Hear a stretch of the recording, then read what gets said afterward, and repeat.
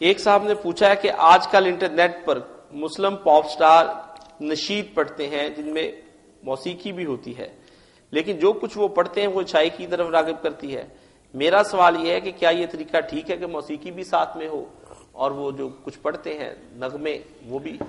یہ اسی طرح کی بات جیسے کوئی پوچھا کہ ڈاکہ اور چوری کر کے پھر صدقہ خیرات کر دیا جائے غریبوں، تو کیا وہ اچھا کام ہے؟ کیا ہوگا پھر؟ زمزم میں اگر پیشاب ملا دیا جائے تو پھر وہ زمزم تو نہ رہا۔ بالکل صحیح۔ اسلام میں موسیقی صرف رائی کے برابر جائز ہے کہ چھوٹی بچیاں جو نا عید اور شادی کے موقع پر اگر 10 بجا لیں، باقی کوئی ساز نہیں۔ یہ کہتے ہیں ساز اور نہیں تھے، سب ساز تھے، ایران اور روم بھرے ہوئے تھے، سب کو حضور نے من حرام کیا، توڑا۔